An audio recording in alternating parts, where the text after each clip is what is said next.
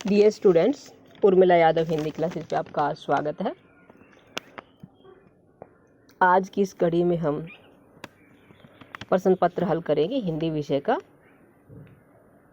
आज 6 अप्रैल 2022 को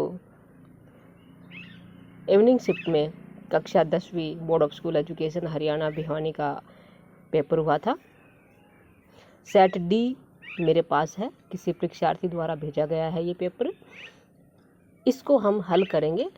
आप मिलान कर सकते हैं कि कौन सा आपका विकल्प सही है और किस प्रश्न का क्या उत्तर होगा। कुछ विकल्प के हैं, कुछ बगैर विकल्प के हैं, तो आप मिलान कर लीजिएगा और बाद में आप बताइएगा कि आपके कितने सही हैं, कितने आप सही करके आए हैं परीक्षा में। चलिए हल करते हैं। पहला प्रश्न आ रहा है, जिस समास में खालिस्तान पद प्रधान हो उसे तत्पुरुष समास कहते हैं, यानी कि तत्पुरुष समास की परिभाषा बतानी है। जिस समास में उत्तर पद क्या हो जाएगा, यहाँ पे क्या होगा मैं लिख के बता रही हूँ। उत्तर पद प्रधान हो उसे तत्पुरुष समास कहते हैं। ठीक है। दूसरा जो क्वेश्चन इसमें, आजीवन दोपहर विग्रह कीजिए। आजीवन विग्रह करना है। जीवन पर्यंत क्या हो जाएगा, जीवन पर्यंत कैसे हो जाएगा, जीवन पर्यंत। और अव्ययभाव समास हमें क्या करना है, केवल विग्रह करना है। जीवन पर्यंत विग्रह हो जाएगा। दोपहर का क्या हो जाएगा, दोपहर का समाहार। ठीक है, द्विगु समास। तो ये दूसरे का उत्तर हो जाएगा। अगला है, आ के बाद ई आने पर खालिस्तान बन जाता है। क्या बन जाता है, यानी कि संधि का नियम है। नियम आपने याद किए थे। कौन सी संधि का नियम है, यदि ए या आ के बाद ई या ई आ जाए तो क्या बन जाता है, ए बन जाता है। और ये गुण संधि का नियम है, तो उत्तर क्या हो जाएगा, ए बन जाता है। अगला है प्रश्न नंबर 4, धर्मार्थ संवाद संधि विच्छेद कीजिए। धर्मार्थ का क्या हो जाएगा, धर्म प्लस में अर्थ। ठीक है, धर्म प्लस में अर्थ, धर्मार्थ। दीर्घ संधि है। संवाद का क्या हो जाएगा, सम प्लस में वाद। मैं के नीचे हलंत आएगा। ठीक है, सम प्लस में वाद, संवाद। ये चौथा क्वेश्चन हो गया है। अब आते हैं 5वें पे। प्रयोग स्वराज्य उपसर्ग छांटने हैं। प्रयोग में कौन सा उपसर्ग है, प्र। स्वराज्य में कौन सा है, सव। ठीक है, प्र और सव उपसर्ग है। अगला है, मानवीय चचेरा प्रत्यय छांटिए। मानवीय शब्द में कौन सा प्रत्यय है, चचेरा में कौन सा प्रत्यय, ये बताना। मानवीय में प्रत्यय है ईए और चचेरा में क्या है, एरा। ठीक है, चलिए अगला देखते हैं। प्रश्न नंबर 7, विकारी शब्द के किन्हीं 2 प्रकारों के नाम बताइए। देखो, विकारी शब्द चार होते हैं। कौन कौन से, संज्ञा, सर्वनाम, क्रिया, विशेषण। आपको तो केवल 2 बताने, तो क्या बता दोगे, संज्ञा, सर्वनाम। ठीक है, चारों बता दो, अच्छी बात है। क्रिया और विशेषण। अगला प्रश्न नंबर 8, विकारी शब्दों को छांट कर लिखिए। कुछ शब्द छात्र, किंतु, पर्वत, तक, ये 4 शब्द। इनमें से विकारी, अविकारी कौन से हैं, अविकारी शब्द कौन से, ये बताना है। देखिए, अविकारी वो होते हैं जिनमें कोई विकार ना हो, लिंग के कारण, वचन के कारण, काल के कारण कोई विकार ना हो। तो यहाँ पे कौन कौन से हैं, किंतु, तक। ये जो किंतु और तक शब्द हैं, ये क्या है, अविकारी शब्द है। वाक्य में जैसे हैं, चाहे वो एक वचन हो, बहुवचन हो, स्त्रीलिंग हो, पुल्लिंग हो, वर्तमान काल हो, भूतकाल हो, भविष्य काल हो, ऐसे ही रहेंगे। तो किंतु परंतु क्या है, अविकारी है। चलिए आगे देखते हैं।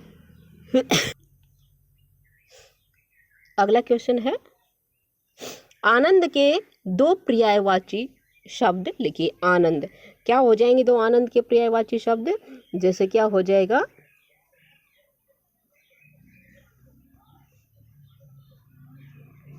हर्ष हो सकता है, सुख हो सकता है, विनोद भी कह सकते हैं। ठीक है, हर्ष, सुख, विनोद, उल्लास। ठीक है, और ये किसके हैं? आनंद के परिवार। कोई भी आपको दो बताने हैं, ठीक है। अगला है सुगम और न्यून विलोमार्थी शब्द लिखे। सुगम का और न्यून का विलोम शब्द लिखना है। सुगम का क्या हो जाएगा? दुर्गम।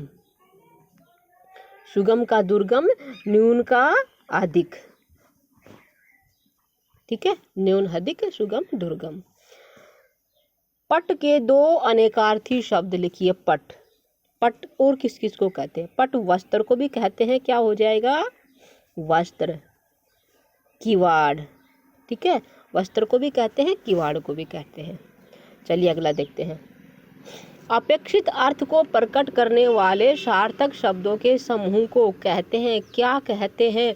शब्दों का सार्थक समूह होना चाहिए और अर्थ प्रकट करने वाला होना चाहिए, तो क्या हो जाएगा? वाक्य, ठीक है। अगला देखते हैं। एक और एक 11 मुहावरे का अर्थ लिखिए। केवल अर्थ लिखना है आपको, वाक्य प्रयोग भी कर दीजिएगा। एक और एक, इसका क्या हो जाएगा? एकता में शक्ति। वाक्य प्रयोग क्या हो जाएगा, यानी कि अर्थ क्या हो जाएगा?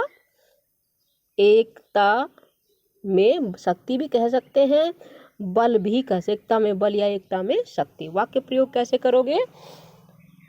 कि दोनों भाई एक साथ रहोगे तो कोई भी तुम्हारा कुछ नहीं बिगाड़ सकता, क्योंकि एक और एक 11 होते हैं। ये वाक्य प्रयोग कर सकते हो। अगला देखिए। थोथा चना बाजे घना लोकोक्ति का अर्थ बताइए। इसका क्या हो जाएगा? अर्थ क्या हो जाएगा? गुणहीन होने पर भी गुणों का दिखावा करना। फिर से सुनिए। गुणहीन होने पर भी गुणों का दिखावा करना, इनके गुण ही नहीं है लेकिन गुणों का दिखावा कर रहा है। वाक्य प्रयोग कैसे करोगे? किसी का भी नाम ले सकते हो, जैसे लविश 10वीं फेल है फिर भी लोगों को देखकर अपनी बड़ाई करने लग जाता है। सच ही है, थोथा चना बाजे घना, यानी कि ज्ञान नहीं है फिर भी अपनी बड़ाई करता रहता है, दिखावा करता रहता है, ठीक है। चलिए अगला देखते हैं। Question number 15। मिलियो मल्लिका को मकरंद अलंकार का नाम बताइए। मिलियो मल्लिका को मकरंद। मिलियो मल्लिका मकरंद में वर्ण की आवर्ती है, कौन सा अलंकार हो जाएगा? अनुप्रास, ठीक है, अनुप्रास। अगला है भानुवंश राकेश कलंकु, भानुवंश रूपी, यहाँ क्या हो जाएगा? रूपक अलंकार, ठीक है, रूपक अलंकार। अब ये जो आगे प्रश्न आ रहे हैं ये काव्य भाग से हैं, कविता भाग से हैं। इसमें क्या है देखते हैं।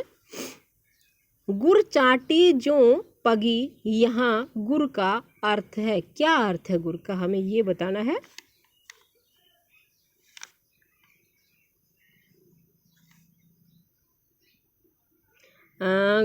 गुर का अर्थ है गुड़, ठीक है, क्या होगा? गुड़। अगला उत्साह कविता में कवि ने बादलों के लिए किन विशेषणों का प्रयोग किया है? ललित, काले, घुंघराले, उपयुक्त सभी। बादलों को ललित भी कहा है, काले भी कहा है, घुंघराले भी कहा है, तो क्या उत्तर हो जाएगा? उपयुक्त सभी। अगला प्रश्न आ रहा है। तुलसीदास के अनुसार कुम्भड़बतिया किसे देखकर मुरझाती है? तो कुम्भड़बतिया किसे देखकर मुरझाती है? तर्जनी। चेतन अचेतन अवस्था में गोपियाँ किसका नाम रटती रहती हैं? इसका सही उत्तर होगा कृष्ण। सोते जागते सपने में किसका नाम रटती रहती हैं? कृष्ण का कहने कहने रटती रहती हैं। सवैया में जग मंदिर किसे कहा गया है? देव की सवैयों से है। जग मंदिर संसार को कहा गया है। कौशिक सुनहु मंद येहू बालकू, ये शब्द किसके बारे में कहे गए हैं? किसके बारे में कहे गए हैं? ध्यान से सुनिएगा। देखो, कौशिक सुनहु मंद येहू बालकू, ये शब्द किसके बारे में कहे गए हैं? कौशिक तो कहा गया विश्वामित्र को, और किसने कहे? परशुराम ने कहे, लेकिन किसके बारे में कहे गए हैं? कंफ्यूज करने वाला प्रश्न है। तो लक्ष्मण के विषय में कहे गए हैं। किसके बारे में कहे गए हैं? लक्ष्मण के विषय में। चलिए अगला देखते हैं।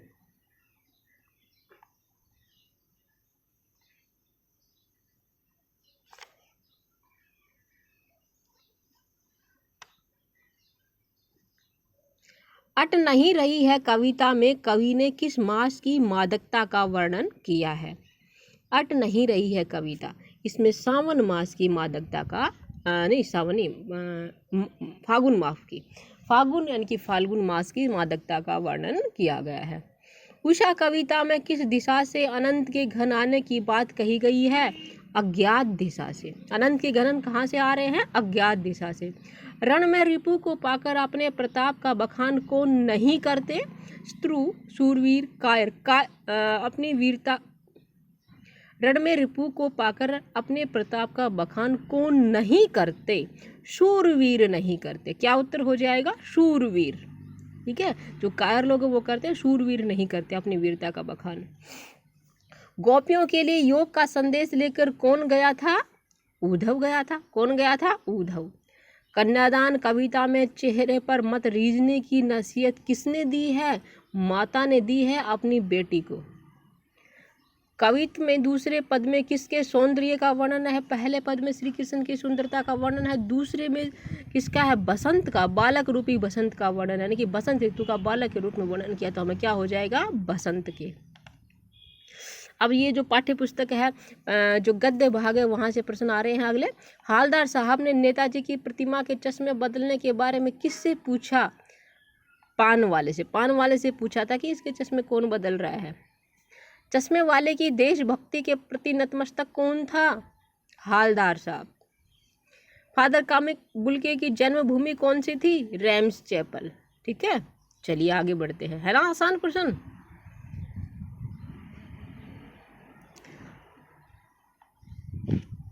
अगला है और ये अंतिम पार्ट है। बाल गोविंद भगत ने अपने बेटे की चिता को अग्नि किससे दिलवाई थी?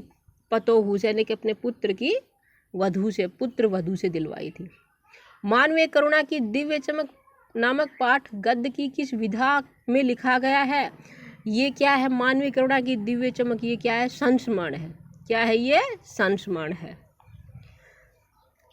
फादर बुल्के, कामिक बुल्के सन्यासी बनने के बाद भारत से बेल्जियम अपने परिवार से मिलने कितनी बार गए थे?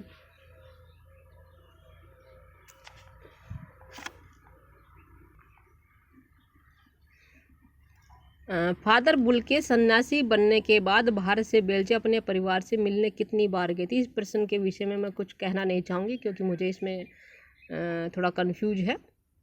इसको थोड़ा देख के बताती हूँ। अगला, खीरा काट रहे नवाब साहब को लेखक ने कैसे देखा? कनखियों से, यानी कि तिरछी नज़रों से देखा। बाल गोविंद भगत की मृत्यु किस कारण हुई थी? जहरवाद से हुई, यानी कि बीमारी से। ठीक है, क्या हो जाएगा? बीमारी से। बाल गोविंद भगत को अपने घर से गंगा स्नान के लिए पैदल आने जाने में कितना समय लगता था? 4-5 दिन। नवाब साहब रेलगाड़ी में किस श्रेणी में सफ़र कर रहे थे? द्वितीय श्रेणी में। नवाबी नस्ल के एक सफ़ेद पोश पालथी मारे बैठे थे। यहाँ सफ़ेद पोश का क्या अर्थ है? यहाँ हो जाएगा भद्र पुरुष। नेताजी की मूर्ति के नीचे लिखा हुआ मूर्तिकार का नाम क्या था? मोतीलाल। जो ड्राइंग मास्टर था मोतीलाल।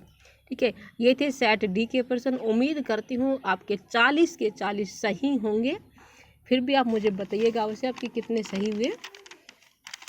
चलिए, आज का कार्यक्रम यही समाप्त करते हैं, इसी उम्मीद के साथ कि आप अपने परीक्षा में अच्छे मार्क्स से सफल होंगे।